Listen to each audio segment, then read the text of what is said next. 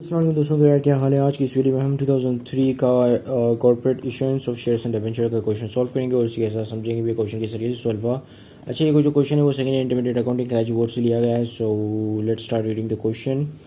अच्छा, शेयर्स क्या होते हैं। शेयर्स बेसिकली कंपनी का वही हिस्सा होता है जो कि आप खरीदते हो, तो जिससे टेक्निकली आप जो है शेयर के कुछ कंपनी है जो है पार्शियल ओनर बन जाते हो, ठीक है। लेकिन आपके पास कंट्रोल नहीं होता कंपनी का, जिसके वजह से आप जो है कंपनी के मैनेजमेंट या कंपनी के एम्प्लॉयज़ को मतलब कोई भी कंपनी के अंदर कोई भी रद्द बदल नहीं कर सकते, ठीक है। और डिबेंचर्स जो है बॉन्ड की तरह होते हैं, लेकिन इनके अगेंस्ट कोई कोलैटरल प्लेज या कोई भी चीज़ गिरवी नहीं होती। ये जो है अनसिक्योर्ड होते हैं, तो जिसकी वजह से हम इनको बॉन्ड नहीं डिबेंचर्स कहते हैं, ठीक है। ये बिल्कुल बॉन्ड की तरह होते हैं। इनके ऊपर कूपन रेट होता है, ये जो कि एक फिक्स्ड रिटर्न होता है। जैसे अगर आपने 100 रुपये का डिबेंचर ख़रीदा है और उस पर 10% रिटर्न है या 10% कूपन पेमेंट है, तो उसका मतलब कि आपको 10% 100 का मिलेगा, विच इज़ 10 रुपीज़, राइट।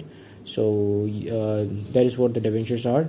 अच्छा, अब डिबेंचर्स और बॉन्ड का मैंने आपको डिफरेंस बता दिया। अब डिबेंचर्स में बेसिकली होता है कि ये भी बॉन्ड की तरह इनके पास मेच्योरिटी होती है। तो डिबेंचर जो है वो कुछ अरसे के बाद मेच्योर हो जाते हैं। तो उस मेच्योरिटी के वक्त क्या होता है कि आप डिबेंचर वापस देकर कंपनी को और अपनी पेमेंट वापस ले लेते हो, ठीक है, जो जिस पेमेंट से आपने डिबेंचर को ख़रीदा था इनिशियली। अच्छा, अब हम इसको पढ़ते हैं। Given Mahfouz and Corporation Limited was registered with a capital of 50 lakh divided into ordinary share of rupees 10 each, ठीक है। अब उनका जो कैपिटल है वो कुछ 50 लाख का है और जो कि शेयर्स में ऑर्डिनरी शेयर्स में डिवाइडेड है और एक शेयर जो है 10 रुपये का है। The company offered to the public 15,000 shares payable in full on application. The bank informs that 20,000 shares application were received, ठीक है। और कंपनी ने कहा कि भाई हम 15,000 शेयर्स जो है वो इशू करेंगे और ये जो है मतलब जनरल पब्लिक को इशू करेंगे, ठीक है। हम पब्लिक जा रहे हैं। Now we will no longer be called as a private company and we will be incorporated as a public company. So that's why we are going to be issuing some shares. So they have decided to issue about 15,000 shares, but they received some applications about around 20,000, ठीक है। यानी कि उन्होंने 20,000 तक की application receive की। तो इसका मतलब क्या हुआ है कि ये ओवर सब्सक्राइब हो गया, ठीक है। ओवर सब्सक्राइब और अंडर सब्सक्राइब की कहानी मैं आपको ये बताता हूँ कि देखो, ओवर सब्सक्राइब यानी कि जब कंपनी बोले कि भाई हम 15,000 शेयर्स इशू कर रहे हैं और उसके लिए कुछ लेट सपोज के 30,000 लोग आ गए हैं, आ जाए परचेस करने के लिए, ठीक है। तो ऑब्वियसली क्या हो जाएगा, ओवर सब्सक्राइब हो जाएगा क्योंकि शेयर्स की तादाद कम है और लोग जो है ह्यूज अमाउंट में परचेस करना चाह रहे हैं, ठीक है। अब अंडर सब्सक्राइब इसका अपोजिट कर लो तो ये अंडर सब्सक्राइब है। सो 20,000 शेयर्स के लिए अप्लीकेशन आ गई कि भाई 20,000 शेयर्स खरीदना चाह रहे थे लोग, जबकि कंपनी सिर्फ 15,000 इशू कर रही थी, ठीक है। The co allotted corporation allotted the offered share and refunded the amount received in excess. अब जो भी अमाउंट एक्सेस में आई उनको रिफंड कर दिया उन्होंने, ठीक है।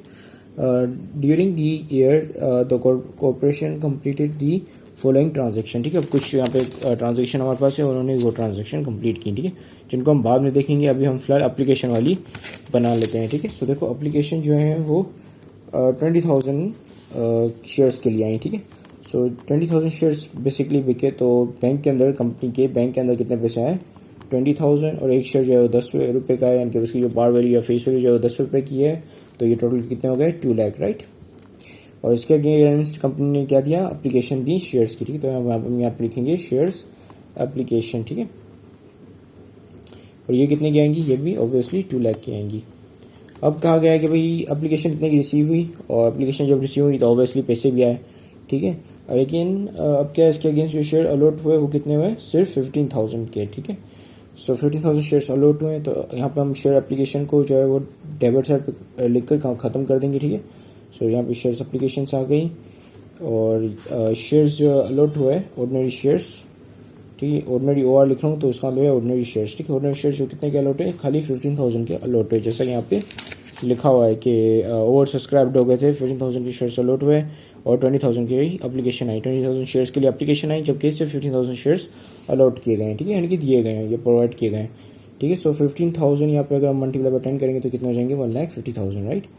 तो एक शेयर 10 रुपये का है, सो दीज आर दी 1,15,000। अगर हम उसको 15,000 मल्टीप्लाई बाय 10 करेंगे तो 1,50,000 आ जाएगा, राइट, ठीक है। तो ये जो एप्लीकेशन की ख़त्म होती है, अब फिर ऊपर से कितने की ओवर सब्सक्रिप्शन कितने की हुई, ओवर सब्सक्रिप्शन जो है वो जो है वो 5000 मजीद शेयर्स ओवर सब्सक्राइब्ड हो गए थे, ठीक है। तो इसका मतलब कि 50,000 की ओवर सब्सक्रिप्शन हुई। सो ओवर सब्सक्रिप्शन, और आगे यहाँ पे क्या लिखा है कि कंपनी ने जो भी शेयर्स ओवर सब्सक्राइब हुए थे वो एप्लीकेशन जो रिसीव हुई थी ओवर सब्सक्राइब्ड, मतलब कि जो ज़्यादा एप्लीकेशन रिसीव हुई थी वो कंपनी ने रिफंड कर दिया, ठीक है। यानी कि लेट्स सपोज कंपनी को चाहिए थे कुछ 1,50,000, ठीक है, लेकिन कंपनी को मिल गए 2 लाख, तो कंपनी ने जो 50,000 थे वो वापस दे दिए जनरल पब्लिक को, बोला कि भाई आपको शेयर्स अलॉट नहीं हो सकते क्योंकि ये ओवर सब्सक्राइब हो गए, हमें इतने की नीड नहीं थी, हमें इतने की नीड थी और इतने पूरे हो गए, तो जो बाकी एक्सेस में है वो हम रिफंड कर रहे हैं, यानी कि वापस दे रहे हैं, ठीक है। तो यहाँ पे क्या होगा कि ऑर्डिनरी शेयर्स वापसी आ रहे हैं, तो ऑर्डिनरी शेयर्स को हम जो है यहाँ पे डेबिट कर देंगे, तो यहाँ पे लिखेंगे OR शेयर्स, ऑर्डिनरी शेयर्स, ठीक है। कितने वापस दे रहे हैं, 5,000 शेयर्स हम वापस करें क्योंकि इतने की नीड नहीं, हमें सिर्फ 15,000 शेयर्स की नीड थी, ठीक है। एक शेयर 10 रुपये का है, तो ये कितने आ गए, 50,000, राइट। और यहाँ पे क्या होगा कि यहाँ पे कंपनी ने जो है शेयर्स अपना क्या कहते हैं वापस ले लिए, ठीक है, जो अलॉट किए हुए थे एप्लीकेशंस, और कंपनी ने पैसे वापस कर दिए, ठीक है। तो कंपनी के बैंक अकाउंट से पैसे निकल गए, कितने निकले, 50,000, राइट। तो ये जो ये कहानी यहाँ पे आके ख़त्म हो जाती है। अब हम आगे चलते हैं, जो कि कंपनी ने मज़ीद ट्रांजेक्शन्स किए हैं पीछे, ठीक है। तो सबसे पहली, अच्छा ये रिक्वायरमेंट देख लो कि इसमें लिखा है कि आपने सिर्फ जर्नल एंट्रीज बनानी है, ठीक है। तो चलें अब पहली पे आ जाते हैं। Issued 5,000 shares at ₹18 each for cash, ठीक है।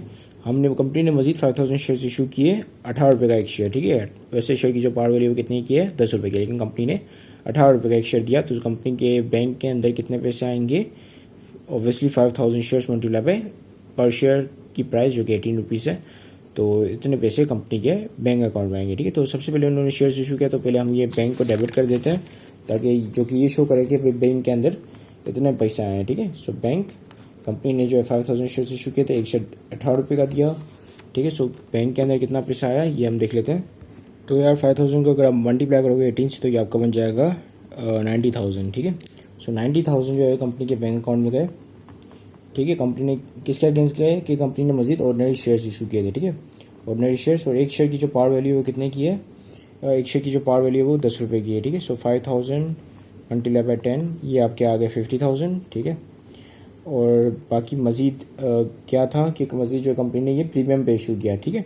तो यहाँ पे हम प्रीमियम की एंट्री रिकॉर्ड करेंगे। प्रीमियम का मतलब होता है कि जब आप पार वैल्यू से ऊपर की वैल्यू में इशू करो, ठीक है।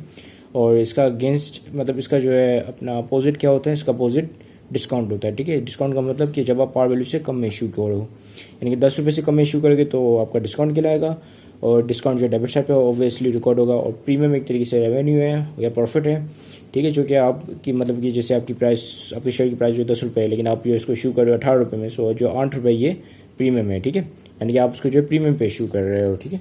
सो बाकी 8 रुपये अगर हम 5,000 मल्टीप्लाई बाय ऐड करें तो आपको ये आ जाएंगे कि कितने आएंगे आपके पास, 40,000, राइट।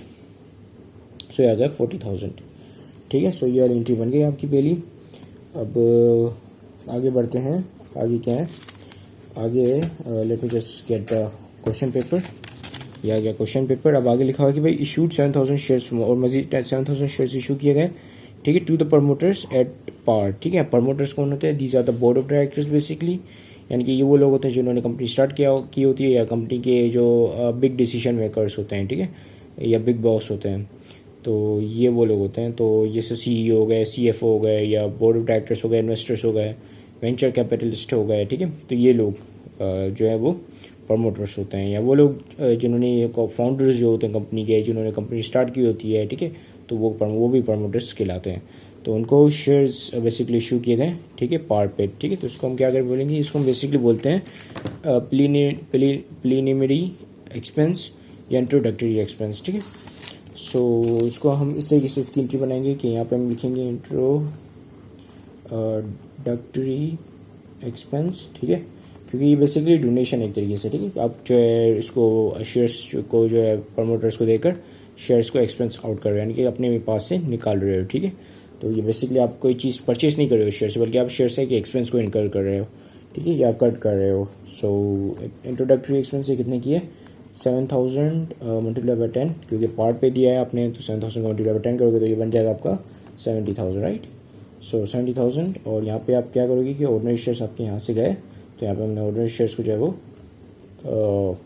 क्रेडिट कर दिया, ठीक है। ऑर्डिनरी शेयर्स बेसिकली आपके एसेट्स हैं। अगर एसेट जब भी आपको बताया गया, जब भी चाहते हैं तो आप इनको क्रेडिट साइड पे रिकॉर्ड करते हो, तो ये आ गया 70,000, ठीक है। अब आगे बढ़ते हैं, आगे कौन सी एंट्री है, लेट्स सी। तो आगे आपके पास है ये वाली हो गई, ये वाली हो गई। फिर यहाँ पे लिखा होगा purchase computer for ₹40,000 issued 3,000 shares, ठीक है।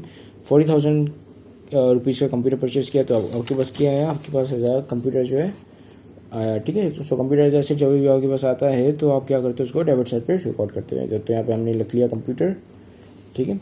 और ये कितने रुपए का है, ये 40,000 का है, राइट, ठीक है।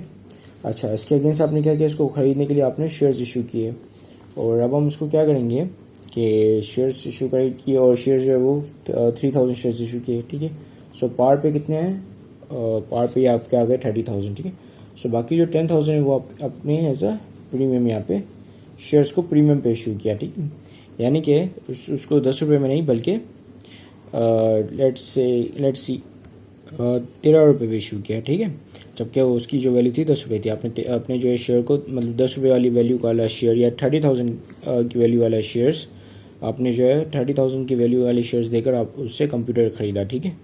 सो यानी कि आपने शेयर की जो उसकी कम प्राइस वाले शेयर्स देकर ज़्यादा प्राइस वाला एसेट खरीदा, तो उसका मतलब कि शेयर्स आपने प्रीमियम पे बेचे, ठीक है। सो प्रीमियम कितना है आपके यहाँ पे 10,000, ठीक है, क्योंकि 40,000 दोनों यहाँ पे बैलेंस करने होते हैं, तो इसका मतलब कि प्रीमियम यहाँ पे होगा आपका आएगा 10,000 का, ठीक है।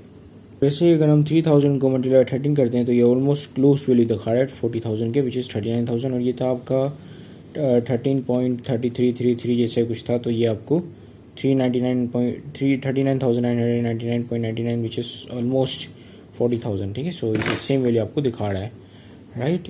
अच्छा, तो इसका मतलब कि शेयर आपने 3 रुपये प्रीमियम पे या 3.3333 रुपीज़ प्रीमियम पे आपने इशू किया, ठीक है। तो प्रीमियम आपको कितना बना, 3 रुपीज़ या 3.33333 रुपीज़, इतना आपका प्रीमियम बना, ठीक है। अच्छा, तो आगे आके आपके पास जो है आखिरी एंट्री बच गई है। आखिरी एंट्री में लिखा हुआ है कि purchase a piece of land, अपने पीस ऑफ लैंड परचेज किया, इशू 50,000 शेयर्स, उसके लिए आपने 50,000 शेयर्स इशू किए ₹8.15, ठीक है। सो अब हमें ये नहीं पता कि लैंड की वैल्यू कितनी है, लेकिन हमें ये पता है कि भाई 50,000 शेयर्स इशू किए हैं और ₹5 प्रीमियम पे इशू किए हैं, 10 रुपये का शेयर है, ठीक है, ऑर्डिनरी शेयर। तो 50,000 मल्टीप्लाई बाई 10 करेंगे पहले तो हम यहाँ पे, तो ऑर्डिनरी शेयर्स अपने इशू किए, 50,000 शेयर्स इशू किए, एक शेयर की वैल्यू 10 रुपये, तो ये कितने हो गए, ये आपके, हम यहाँ पे देख लेते हैं इसको करके एक दफ़ा, ठीक है। ये आपके पास आ गया 50,000 मल्टीप्लाई बाई 10, एक शेयर की जो वैल्यू 10 रुपये, तो ये आपके पास आ गए 5 लाख, ठीक है। सो 5 लाख के आपने ऑर्डिनरी शेयर्स इशू किए, और ये आपने प्रीमियम पे किया, क्योंकि आपने 10 रुपये पे नहीं किया बल्कि 5 रुपये प्रीमियम पे किया, ठीक है, कि 15 रुपये का आपने एक शेयर दिया, तो आपको ₹5 प्रीमियम मिला, क्योंकि इसकी जो वैल्यू 10 रुपये, 15 माइनस 10 दैट इज़ 5, ठीक है। सो ₹5 प्रीमियम पे मिले, तो 50,000 मल्टीप्लाई बाई 5, तो ये कितने हो जाएंगे, ये भी हम इसमें करके देख लेते हैं, ठीक है। 50,000 मल्टीप्लाई बाई 5, तो ये आपके पास आ गए 2,50,000, ठीक है। सो 2,50,000, तो इसको देखकर हम जो लैंड की वैल्यू निकाल सकते हैं, क्योंकि दोनों आपके पता है, आपके पास जो डबल एंट्री सिस्टम होता है उसमें दोनों डेबिट और क्रेडिट आपका जो है सेम आना चाहिए, इनके बैलेंस होना चाहिए, ठीक है। तो ये कितने हो गए आपके पास 7,50,000, ठीक है। 5 लाख प्लस 250 दैट इज़ 7,50,000, तो आपने 7,50,000 खरीदा, मतलब फिर 7,50,000 का लैंड खरीदा। सो ये आपकी जो है आपकी आखिरी एंट्री थी। तो हमने यहाँ पे तमाम जो एंट्रीज कंप्लीट कर लिए हैं। Thank you very much for watching this video. Have a great day and अल्लाह हाफिज़।